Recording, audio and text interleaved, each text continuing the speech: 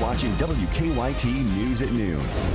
Good afternoon from WKYT. Welcome back to WKYT News at 12:30 now. Barbara Bailey, Bill Bryant reporting new this midday. A Madison County man is preparing to thank Richmond police officers. Steve Rosenberg is presenting gift certificates to all 52 officers on the Richmond police force today. He got the idea after attending the funeral of Officer Daniel Ellis.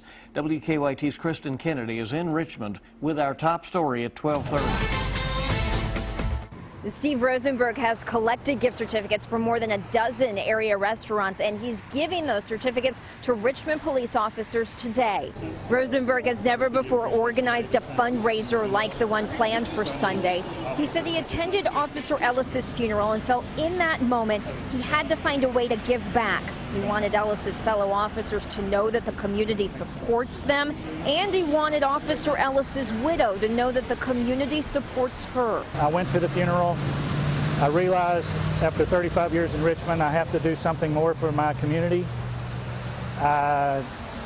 For lack of a better phrase, I call it a call from upstairs.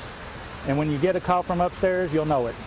And it has just driven me and motivated me to just go out and do everything I can to honor this officer, to honor the entire RPD, and I feel like it's something I owe the entire community, and I'm finding out that there's a lot of great people in Richmond. Sunday at many of those participating restaurants, there will be donation boxes. Rosenberg says that he is giving all money collected to Officer Ellis's widow. In Richmond, Kristen Kennedy, WKYT. All right, Kristen, thank you very much. In addition to the 52 Richmond officers, Rosenberg says he is working on providing certificates to those who work in the front office at the Richmond Police Department as well. Well, preparations for the inauguration of Governor-elect Matt Bevin are nearly complete. WKYT's Mike Byer has been checking on the progress for that event, which comes up 1 week from today. He joins us now from Frankfort. Mike? Since 1792, Kentucky has been electing governors, and today the state is making preparations to inaugurate its next governor, Matt Bevin. Preparations for next week's inauguration are fully underway. Events will begin on Monday night at 11:30 with the traditional private swearing-in ceremony in the Capitol Rotunda. Then Tuesday, Inauguration Day will be filled with numerous public events starting at 8:30 with a family worship service at Buck Run Baptist Church, ending at 7 p.m. with the Frankfort Welcome Party and Bluegrass Festival.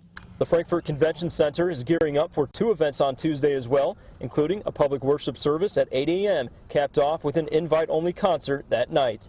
It's very exciting. They've got a great committee of people that we've been working with for the last couple of weeks that are doing all the planning and all the details.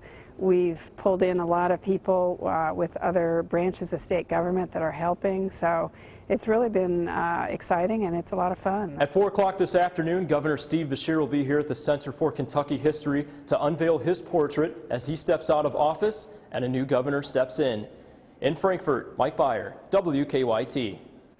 Thank you, Mike. And several more public events will be happening around Frankfort on Inauguration Day. We'll have a full list of all those events on our website and how you can get your free ticket to the inaugural worship service at the Frankfort Convention Center.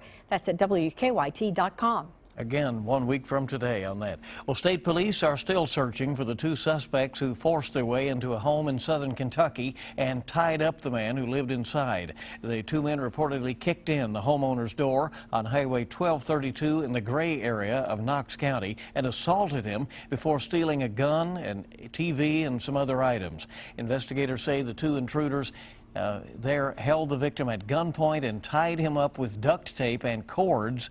State police say after about an hour, the homeowner was finally able to free himself and run to a neighbor's home and call 911. He was then taken to a hospital with some minor injuries. KSP says at this point they do not have much of a description of the 2 suspects, but anyone who can help them is asked to contact the KSP post in Harlan. Well, traffic is moving again on I-64. It had been delayed for several hours by a series of accidents earlier this morning in the eastbound lanes. It happened in Woodford County near the Midway exit. The first accident occurred around 7 a.m.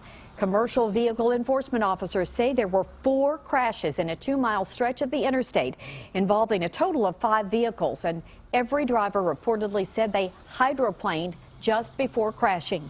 There's a lot of people on cell phones And, you know, it's just sad that people don't pay closer attention to what they're doing out here. You know, we've got bad weather, and I just wish people would be a little more cautious of what they're doing. State police say one person was injured in the series of wrecks. No word yet on how serious those injuries are. Police have arrested 2 men in Georgetown. It followed a high-speed chase, though, in southern Kentucky. According to the Laurel County Sheriff, Kareem Brown and David Scott are part of the so-called Snap Money Gang, which operates out of Fort Lauderdale, Florida. Police believe that Brown and Scott were behind a burglary in Laurel County last month when nearly $10,000 worth of items was taken from a home there. Police are getting warrants now to charge the men with the burglary in Laurel County. A former Ohio Lottery Commission employee has been sentenced to probation for stealing $115,000 in instant lottery tickets and cashing in the winners. Authorities say David Dragilovich would keep the tickets that were returned from an unidentified retailer, enter them in a lottery database, and then cash out the winning tickets. The scheme apparently was uncovered after a supervisor found scratched off instant tickets in his state-issued van. Kentucky Senator Rand Paul has made it official. He is running for president and for re-election to the U.S. Senate next year. At the same time, Kentucky law will not allow a candidate to appear twice on a ballot. So to get around that, the state Republican Party is holding its first presidential caucus. That's coming up on March 5th.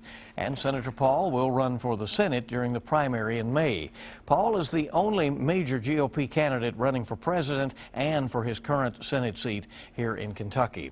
Major announcement this morning over in Louisville. Ford Motor Company says that it is adding 2,000 jobs to its Kentucky truck plant. The new jobs are part of a $1.3 billion expansion by Ford at its Louisville plant. Ford's new aluminum body Super Duty truck will be built in Kentucky.